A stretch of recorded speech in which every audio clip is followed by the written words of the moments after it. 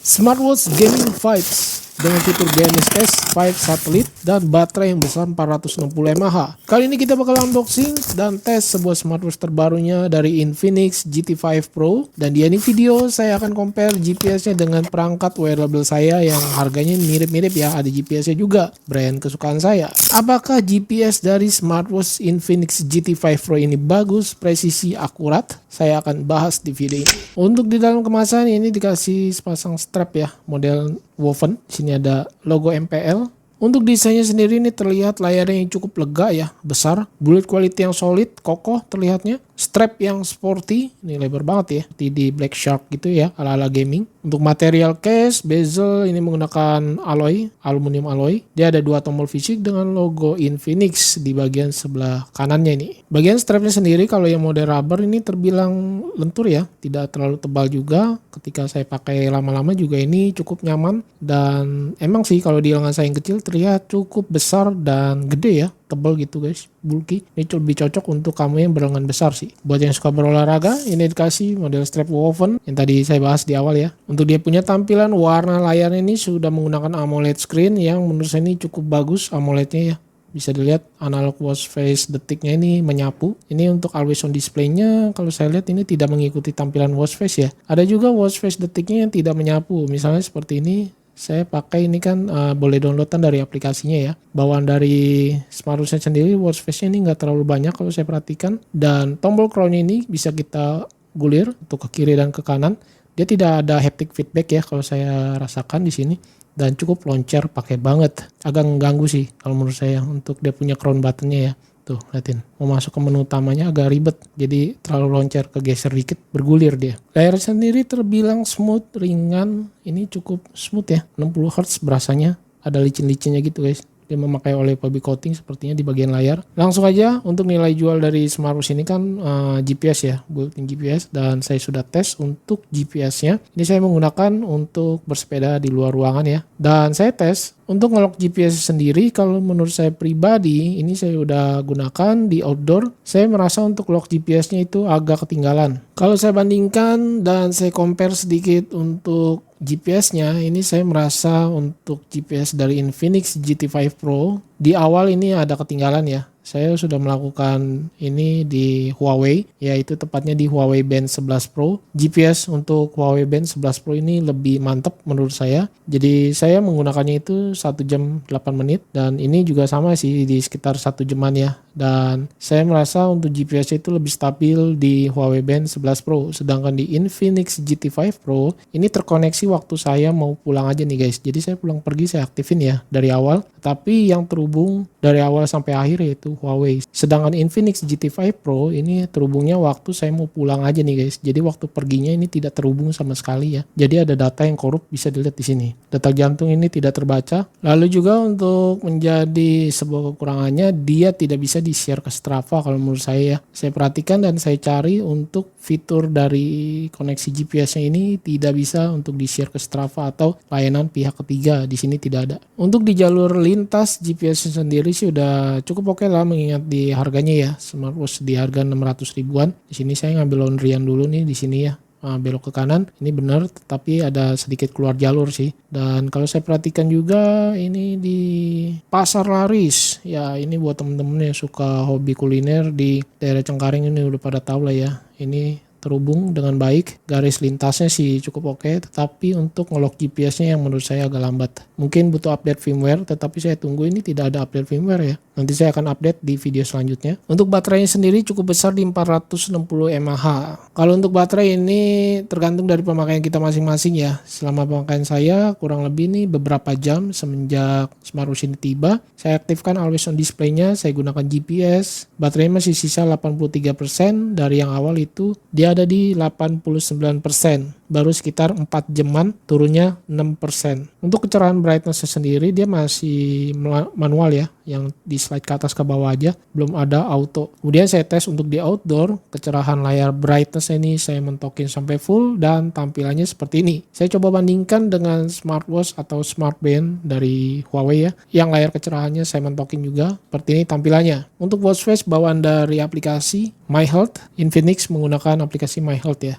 Di sini kita lihat untuk watch face sendiri ini tidak terlalu banyak menurut saya. Jadi perkategorikan lagi. Di dalam kategorinya itu menurut saya juga masih terbatas ya, nggak terlalu banyak banget di sini kalau saya perhatikan. Di milik saya ini kita bisa install tetapi tidak bisa download langsung ke smartwatch-nya. Untuk ke smartwatch-nya ini hanya bisa menyimpan satu pilihan watch face saja. Sangat disayangkan ya. Jadi kalau kita mau buru-buru ganti watch face harus melalui aplikasi, tidak bisa dari smartwatch-nya langsung. Untuk fitur Bluetooth call yang sering mungkin teman-teman yang mau tanyakan, untuk fitur Bluetooth call ini saya tes menggunakan aplikasi WhatsApp Call. Saya tes untuk di smartphone Samsung ini kenapa ya tidak bisa untuk mengangkat telepon, untuk membalas chat pesan singkat ini bisa di smartwatch ini ya. Tapi untuk menjawab telepon langsung dari WhatsApp Call ini saya tes tidak bisa untuk mengangkat. Notifikasi pesan masuk chat dari WhatsApp, tampilan fontnya terlihat rapi dan cukup banyak yang bisa ditampilkan karakter pesannya. Emang di sini sih nggak full karakter ya, terpotong. Dan nama pengirim serta logo aplikasi terlihat dengan jelas di bagian atas terpisah. Fitur-fitur kebanyakan dari smartwatch di ratusan ribu seperti fitur kesehatan, heart rate,